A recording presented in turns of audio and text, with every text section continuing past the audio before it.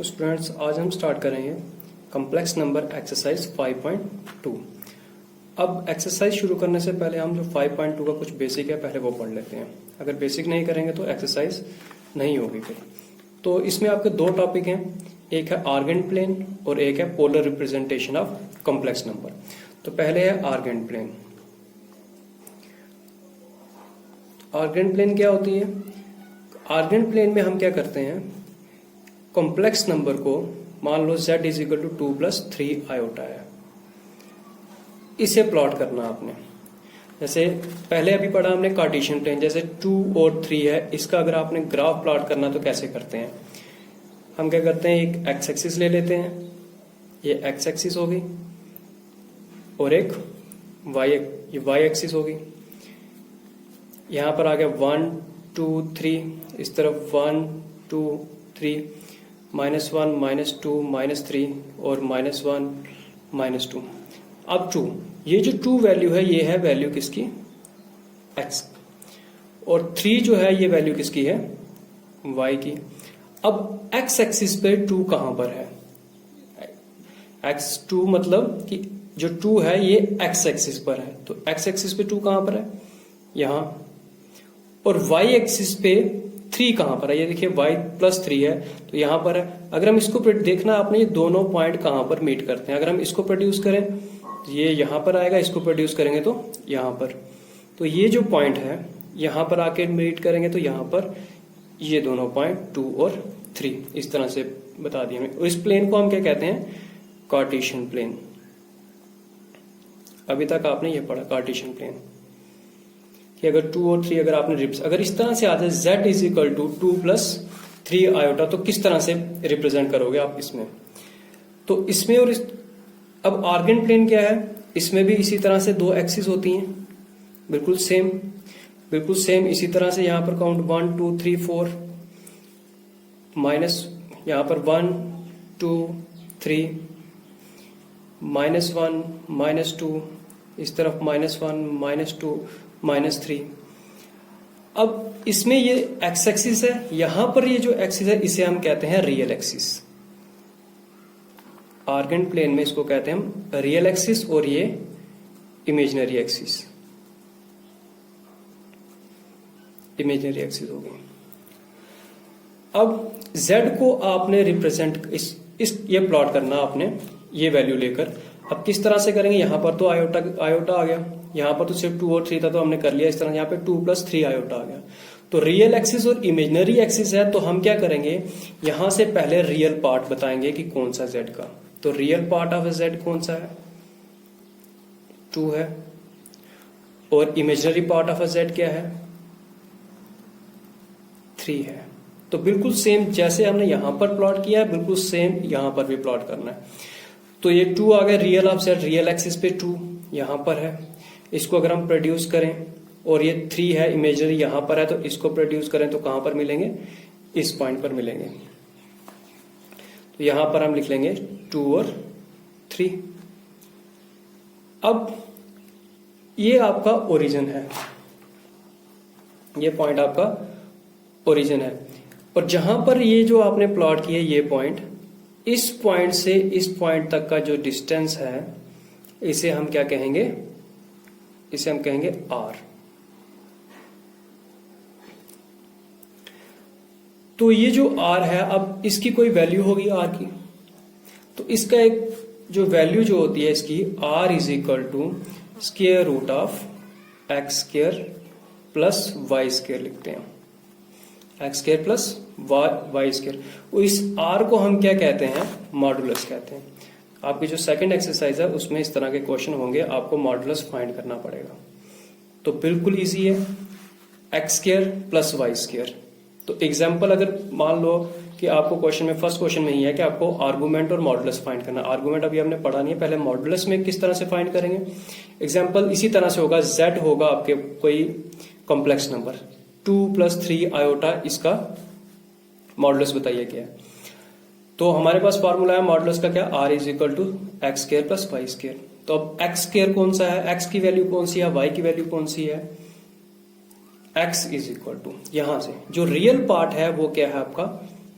x और जो imaginary part है वो क्या होगा आपका y जो है 3। तो यहां से अब r आसानी से निकल जाएगा। X square plus y square, x क्या है 2 का स्क्वायर और 3 का स्क्वायर, 2 का स्क्वायर 4 प्लस 3 का square 9 which is equal to square root of 13। इस तरह से आपने फाइंड करना है। तो अगर चलो एक और एग्जांपल ले लेते हैं कि आपको z is equal to 2 minus 3 iota plot करना है। ये माइनस 2 प्लस 3 आयोटा कर लेते हैं। अब माइनस 2 प्लस 3 आयोटा किस तरह से प्लॉट करेंगे? इसी तरह से पहले हम बना लेते हैं, एक रियल एक्सिस ले लेते हैं और एक इमेजनरी एक्सिस। ये आपके रियल एक्सिस होगी और ये इमेजनरी एक्सिस होगी। यहाँ पे ओरिजिन 1 2 3, यहाँ पर क्या आ गया 1 2 3 -1 -2 और आगे ले लेते हैं हम -3 -1 -2। देखिए ये आपका रियल पार्ट ऑफ z क्या है? रियल पार्ट ऑफ z क्या है -2 और इमेजिनरी पार्ट कौन सा है? इमेजिनरी पार्ट ऑफ z 3 है। तो real part of z real axis पर देखिए -2 कहां पर है? यहाँ है। और इमेजिनरी पार्ट जो है ये 3 कहाँ है? यहाँ है। अगर इसको हम प्रोड्यूस करेंगे, इसको भी अगर प्रोड्यूस करें तो कहां पर आकर मिलेंगे? यहाँ। तो यहाँ पर -2 और 3। अब ये जो डिस्टेंस है यहां से लेकर यहां तक का जो डिस्टेंस है ओरिजिन तक, इसे हम क्या लिखेंगे? r। और इसी का अगर मॉडुलस फाइंड करना हमें तो किस तरह से करेंगे? ये आपका r हो गया। ये इसी का मॉडुलस फाइंड करना है अगर, तो किस तरह से करेंगे? r is equal to square root of x square plus y square -2 का स्क्वायर। ये पहले बता दिया आपको, ये x की वैल्यू है, इमेजिनरी पार्ट कौन सी आ गई? y की value. X square plus y कितना है? 3 का square, 4 plus 9 square root of 13। ये पहले हम निकाल चुके हैं, इस दोनों का सेम ही आया। तो इस तरह से ये था आपका मॉडुलस। मॉडुलस किस तरह से फाइंड करना है और आर्गन प्लेन क्या होती है, उसमें रियल एक्सिस लेते हैं, इमेजिनरी एक्सिस लेते हैं। आर जो है वो क्या है? मॉडुलस। मॉडुलस इसका फार्मूला क्या है? Square root of x square plus y square. ये जो डिस्टेंस जो है ना यहाँ से लेकर और ओरिजिन से लेकर कोई भी अगर आपने पॉइंट यहाँ पर प्लॉट किया है उसे हम कहते हैं आर। अब नेक्स्ट है आपका polar representation of complex number. Polar representation of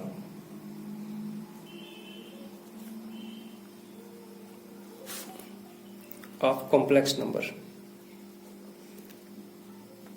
अभी तक जो हमने कॉम्प्लेक्स नंबर किए हैं किस फॉर्म में किए हैं? z is equal to x plus iota y. जैसे एग्जांपल ले लेते हैं हम, z is equal to 2 plus 3 iota, इसी फॉर्म में पढ़े। अब इस फॉर्म को आपने पोलर फॉर्म में किस तरह से लिखना है? ये जो कॉम्प्लेक्स नंबर है इनको पोलर फॉर्म में कैसे लिखना है? तो वो पोलर फॉर्म जो है उसे हम लिखते हैं z is equal to, polar form का मतलब हो गया r और थीटा की फॉर्म में लिखना है। पोलर फॉर्म में मींस इस कॉम्प्लेक्स नंबर को r और थीटा की फॉर्म में लिखना है। तो हम r cos theta plus r iota sine theta, ये है पोलर रिप्रेजेंटेशन कॉम्प्लेक्स नंबर की।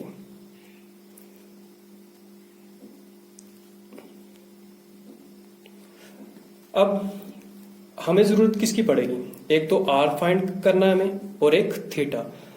r तो हमने बता दिया किस तरह से फाइंड करना है, उसका फॉर्मूला है square root of x square plus y square. अब थीटा किस तरह से फाइंड करना है? अब पोलर रिप्रेजेंटेशन में भी इस तरह से हम ड्रा करेंगे। अब ये जो एक्सिस होती है, इस एक्सिस को हम कहते हैं पोलर एक्सिस। ये जो एक्स एक्सिस है इसी को हम क्या कहते हैं, पोलर एक्सिस। अब ये थीटा कहां से आया, तो हमने एक पॉइंट ड्रा कर लिया जैसे अभी किया हमने, 2 और 3 बताया जो भी था। तो यहां से जो डिस्टेंस था ओरिजिन से, ये क्या था, आर था।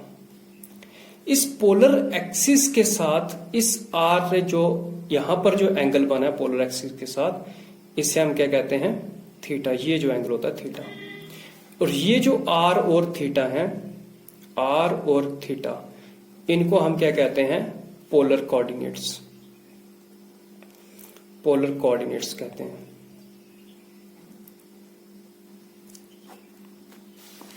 अब आर तो आपको बता दिया क्या है, आर तो आपको बता दिया है क्या है, मॉडुलस बोलते हैं, और square root of x square plus y square होता है। अब थीटा क्या होता है, थीटा को हम कहते हैं आर्गुमेंट। थीटा को हम क्या कहते हैं, आर्गुमेंट। जो फर्स्ट क्वेश्चन है उसमें आपको यही फाइंड करना है, मॉडुलस और आर्गुमेंट, मींस आर और थीटा फाइंड करना है।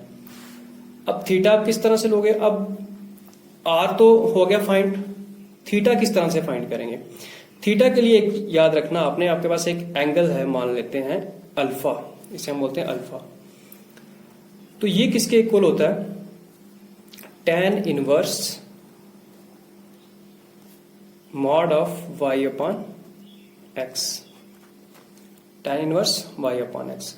अब ये जो मॉड लिखा है इसका मीनिंग क्या होता है कि अगर आपकी कोई भी वैल्यू नेगेटिव में भी है ना, तो जब उसका मॉड लेते हैं वो पॉजिटिव में हो जाती है। -3 है तो 3 हो गया, अगर पॉजिटिव है तो वो पॉजिटिव ही रहेगी। अगर मान लो आपकी वैल्यू है -11 है, तो जब उसका मॉड लेंगे तो उसे हम लिखेंगे 11, ठीक है। तो alpha is equal to tan inverse y upon x. अब ये जो, अब इसके लिए भी, अब ये जो कार्टेशियन प्लेन, ये जो एक्स एक्सिस और वाई एक्सिस है, प्लेन को डिवाइड करते हैं 4 क्वाड्रेंट में। ये होता है आपका फर्स्ट क्वाड्रेंट, 9th में किया हमने, फर्स्ट क्वाड्रेंट हो गया, सेकंड क्वाड्रेंट, थर्ड क्वाड्रेंट और फोर्थ क्वाड्रेंट। अब ये चीज आपको तब तक समझ नहीं आएगी कि जब तक हम कोई एग्जांपल या क्वेश्चन हम करते नहीं है। अब अल्फा आपने ले लेना है tan inverse y upon x. तो अगर x और y, अब x और y आपके आएंगे फर्स्ट क्वाड्रेंट में, क्या बता रहे हैं हम, x और y अगर आएंगे फर्स्ट क्वाड्रेंट में, उस टाइम थीटा इक्वल होगा अल्फा के। मतलब जो वैल्यू अल्फा की आप फाइंड करोगे इससे, वही थीटा होगा आपका। अगर x और y सेकंड क्वाड्रेंट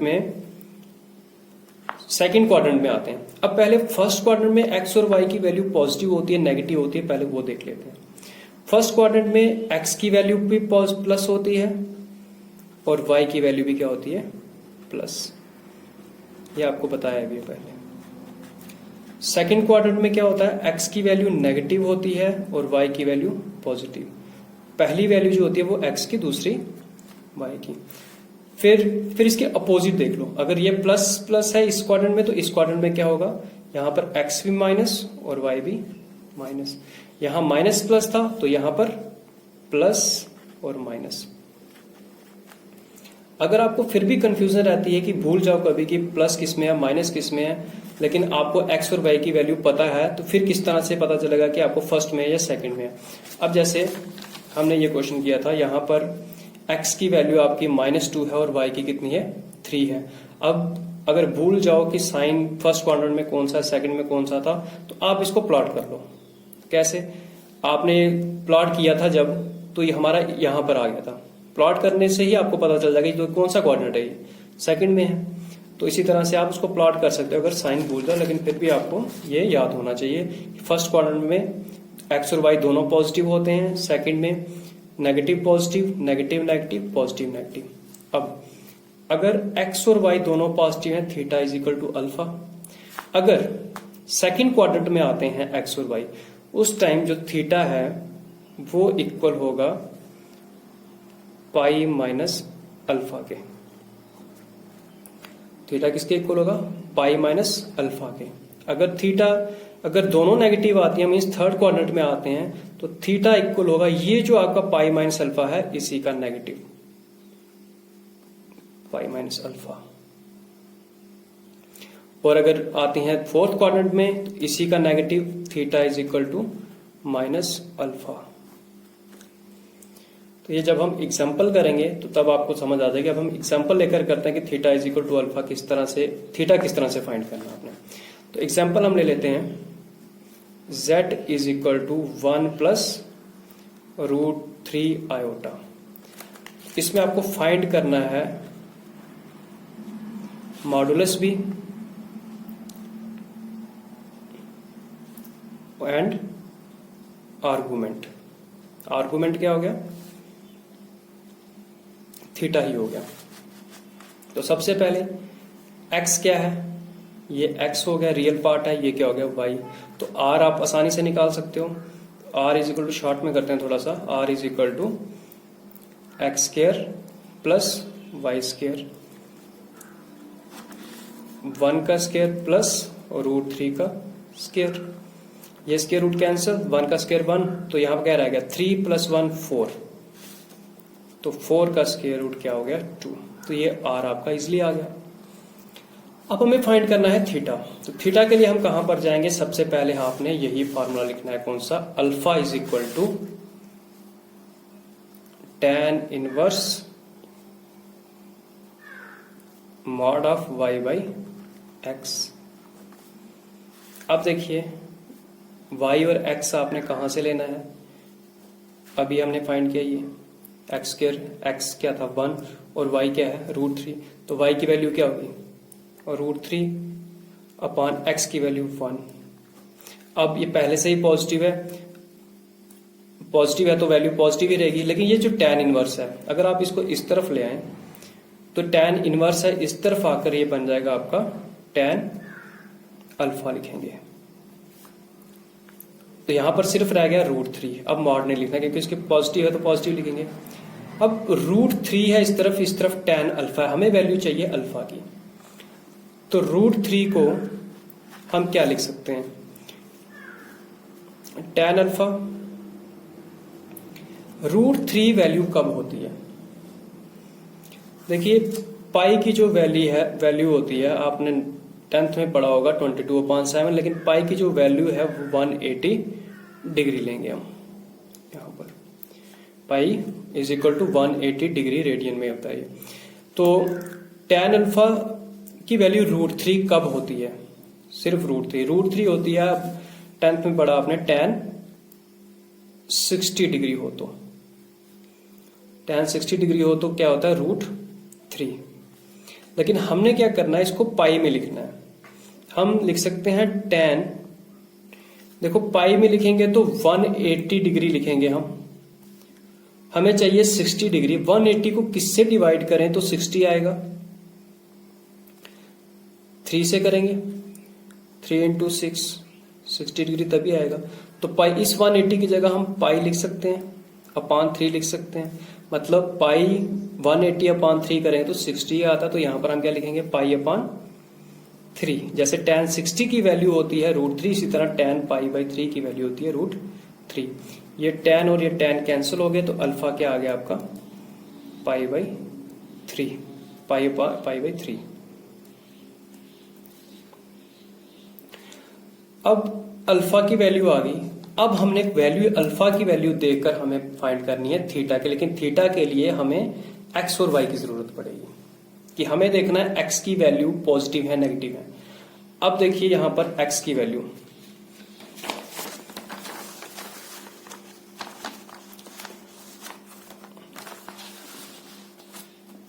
x की वैल्यू क्या है 1, y की वैल्यू क्या है √3। x की वैल्यू भी पॉजिटिव है, y की वैल्यू भी क्या है पॉजिटिव है। तो ये किस क्वाड्रेंट में आएंगे, ये देख लीजिए, x की पॉजिटिव हो, दोनों पॉजिटिव हैं तो फर्स्ट क्वाड्रेंट में। तो फर्स्ट क्वाड्रेंट में जो थीटा है वो किसके इक्वल होगा, हमने लिखना है यहां पर x y lies in first quadrant. First quadrant में लाई करता तो थीटा इज इक्वल टू किसके इक्वल हो गया, अल्फा के। तो जो वैल्यू आपकी अल्फा की आई थी वही किसकी होगी, थीटा की। तो अल्फा था आपका π/3, तो थीटा की वैल्यू भी π/3। तो ये आपने फाइंड कर लिया आर्गुमेंट। जब मॉडुलस आर्गुमेंट मीन्स आर भी आ गया थीटा भी आ गया, तो आप पोलर फॉर्म आप लिख सकते हो। तो पोलर फॉर्म किस तरह से लिखेंगे, z is equal to, R की वैल्यू क्या फाइंड की है हमने,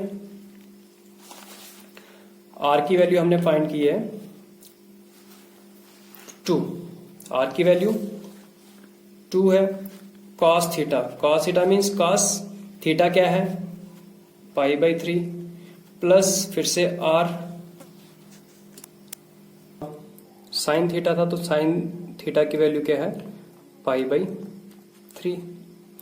यहां से 2 कॉमन ले सकते हैं हम, 2 cos π/3 प्लस आयोटा साइन π/3। तो इस तरह से ये पोलर रिप्रेजेंटेशन भी कर लिया हमने, मॉडुलस भी फाइंड कर लिया और आर्गुमेंट भी फाइंड कर। फर्स्ट क्वेश्चन जो है उसमें आपने सिर्फ मॉडुलस और आर्गुमेंट, सिर्फ आपने आर और थीटा निकालना, वो इसी मेथड से निकालना। तो नेक्स्ट क्वेश्चन होगा तो उसमें पोलर रिप्रेजेंटेशन करनी है। तो फर्स्ट एक्सरसाइज